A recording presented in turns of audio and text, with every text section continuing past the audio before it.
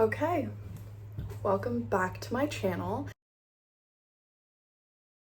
Today I'm going to be filming a number generator picks my TBR for the rest of the month of September. So I think I'm going to do 5 books and I'm going to screen record the number generator, and I have all of the books. So all the books on my physical TBR except for my poetry books, my nonfiction, and my classics.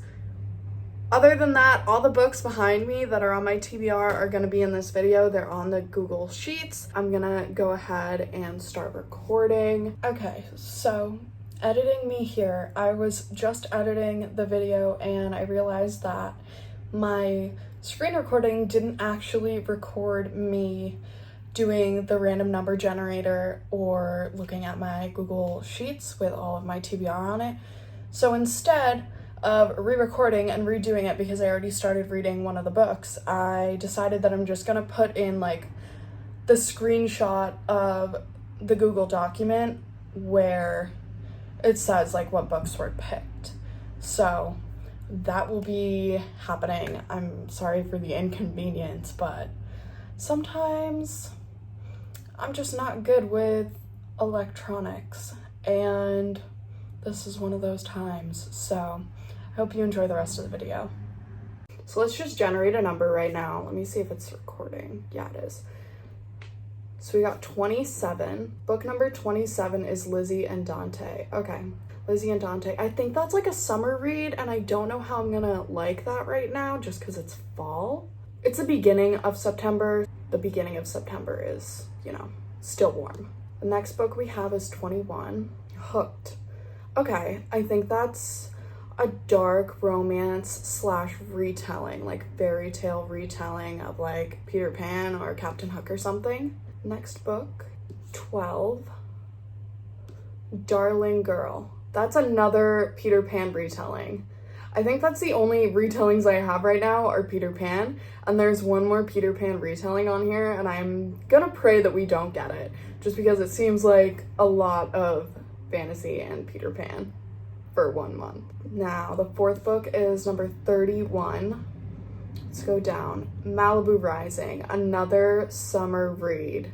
Wonderful. So excited for that. I'm kind of hoping that I get a fall read for the last book. Book number 20. Get a Life, Chloe Brown. Okay.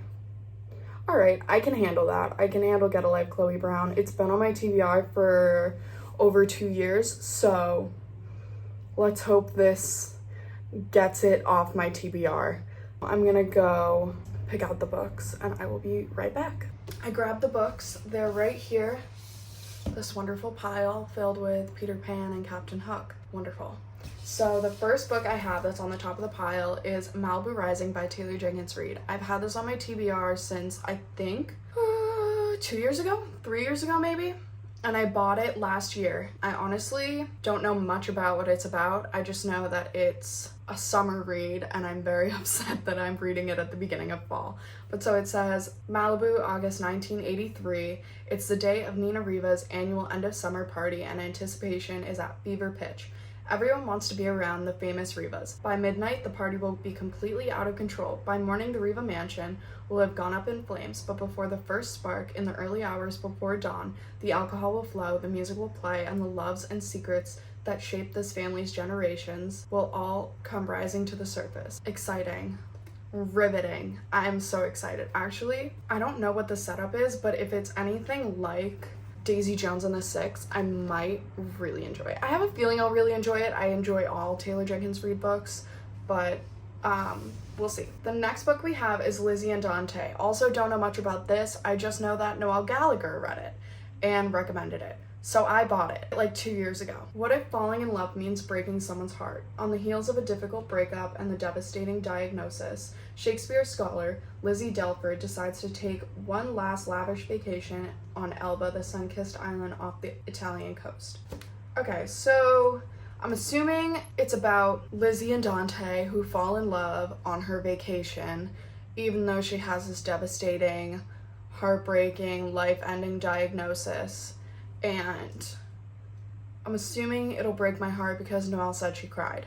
So that should be fun, hopefully. I don't know. Then we have Hooked by Emily McIntyre. I bought this because it was on the dark romance table at Barnes, and I love myself some dark romance, so I bought it. And the back says he wants revenge, but he wants her more. Seduce the girl and use her for his revenge. It's the perfect plan until things in James' organization begin to crumble, and his plan for revenge gets murkier as James starts to see Wendy as more than just a pawn in his game. As much as she knows James is dangerous, Wendy can't seem to shake her desire for him. But as the relationship grows more heated and she learns more about the world he lives in, she finds herself unsure if she's falling for the man known as James or the monster known as Hook. Interesting. Wow. I'm excited for this one. I love myself a dark romance. It also seems pretty short. Yeah, it's only like 310 pages, so it seems pretty short. Next we have Get a Life, Chloe Brown by Talia Hibbert. I know this is a part of a series, and I only have the first book because I only like buying the first books in series just in case I don't like it. I know Chloe has some illness, and then she has this bucket list that she needs to like get done so that she can like, I don't know, feel like she's living her life. And then she meets this guy, I don't know his name. Where is it? Red Morgan. Okay. So she meets Red and he helps her get all of the things ticked off of her bucket list. I'm hoping and praying and wishing for the best. The last book we have is, it's not sponsored, but it is a book of the month book. It's Darling Girl, a novel of Peter Pan by Liz Mikulski. Hopefully I said that right. I remember it being about like, it was like some twisted, weird retelling about Wendy, and she's the mother and her son, like, I don't know, something. Hold on. Life is looking up for Holly Darling, granddaughter of Wendy. Yes, that Wendy. She's running a successful skincare company. Her son Jack is happy and healthy, and the tragedy of her past is well behind her, until she gets a call that her daughter Eden, who's been in a coma for nearly a decade, has gone missing from the estate where she's been long tucked away. And worst of all, Holly knows who must be responsible. Peter Pan, who is not only very real but very dangerous. Desperate, Holly enlists the help of Christopher Cook, the notorious ex-soldier, in the hopes of rescuing Eden before she loses both her children. Okay, that seems pretty interesting. Honestly, seems very fall. I don't know why. It's giving fall vibes. I think this will be good. From what it sounds like, it's about a mother who, her daughter is in a coma, and then something happens, her daughter goes missing, and it's Peter Pan's fault, but like, Peter Pan is bad? Maybe it should be interesting.